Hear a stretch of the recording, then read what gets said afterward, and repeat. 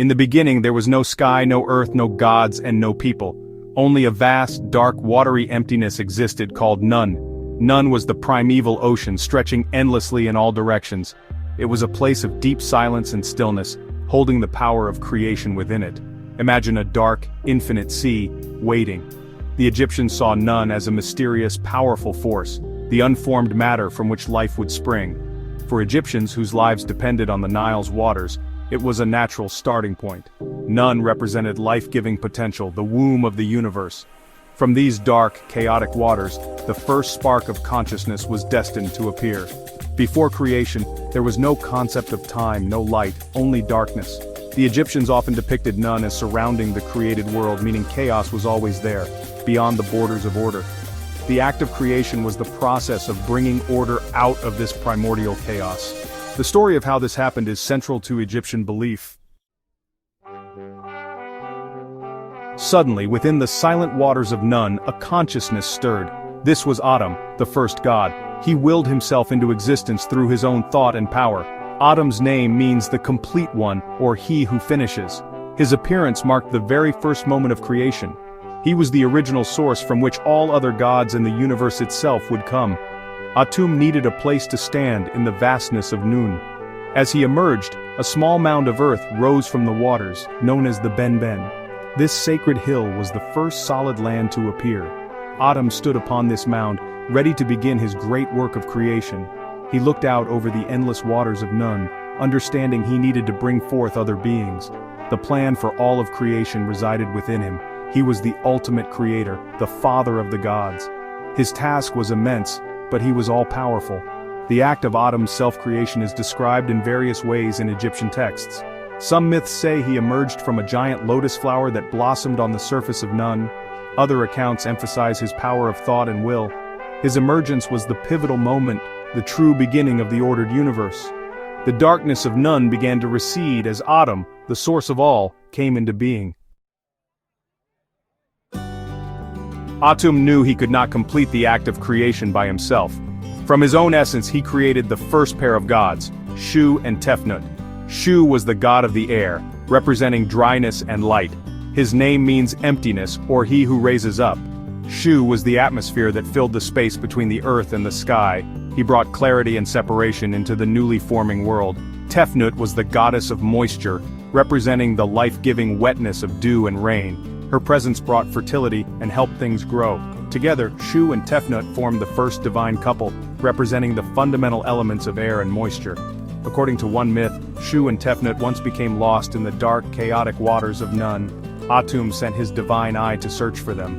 When the eye found Shu and Tefnut and brought them back, Atum wept tears of happiness. These tears fell upon the earth, and from them, the first human beings were created. Shu and Tefnut, the god of air and the goddess of moisture, eventually became parents. They gave birth to the next generation of gods, Geb and Nut. Geb was the god of the earth and Nut was the goddess of the sky. Their existence defined the realm in which life would flourish. Geb was the earth itself, the solid ground beneath everyone's feet. He was often depicted lying down, representing the stable land. Nut was the goddess of the sky, a vast encompassing deity. She was usually depicted as a woman arched gracefully over her brother Geb. Stars adorned her skin, twinkling in the night. Nut played a crucial role in the daily cycle of the sun. Each evening she swallowed the sun god Ra and gave birth to him anew in the east each morning. Geb and Nut were deeply in love, locked in a constant, tight embrace. Their father Shu saw this problem and intervened. Shu stepped between them, forcefully pushing Nut upwards, raising her high above Geb. This act of separation created the atmosphere, making room for air, light, and eventually for all living things to exist on Earth. Despite their forceful separation by Shu, Geb, the earth god, and Nut, the sky goddess, had children. These children were a new and very important generation of deities. There were 4 of them: Osiris, Isis, Set, and Nephthys. Osiris was the eldest son, a figure of great importance. Isis was his sister and wife, a goddess of immense magical power. Set was their powerful and often troublesome brother, the god of chaos, violent storms, and the harsh, infertile desert. Nephthys was their sister, who became the wife of Set. Osiris was a benevolent and wise god, credited with teaching humans the arts of agriculture and civilization. He became the first mythical king of Egypt, ruling with justice and kindness. Later, after being tragically murdered by his brother Set, Osiris became the powerful god of the afterlife. Isis, his devoted wife, was revered as the ideal mother and wife, a protector and healer. The relationships and conflicts among these four siblings form the basis of some of the most significant Egyptian myths. The story of Osiris's murder by Set and Isis's efforts to resurrect him and protect their son Horus is a central tale. This narrative explains the eternal struggle between order, Ma'at represented by Osiris, and chaos, Isfet embodied by Set.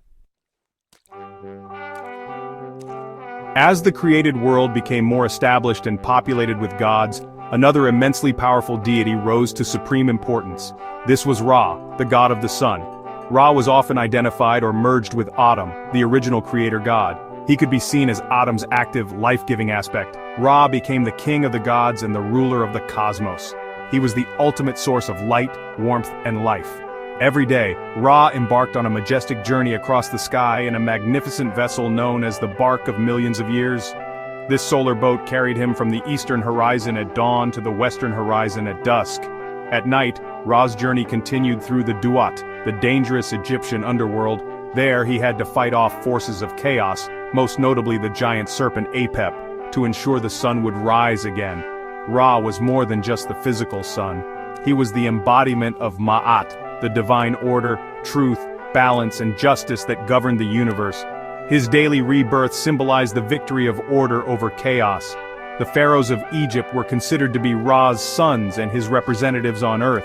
They were tasked with maintaining Ma'at in the land. Great temples like those at Karnak and Heliopolis were dedicated to Ra's worship.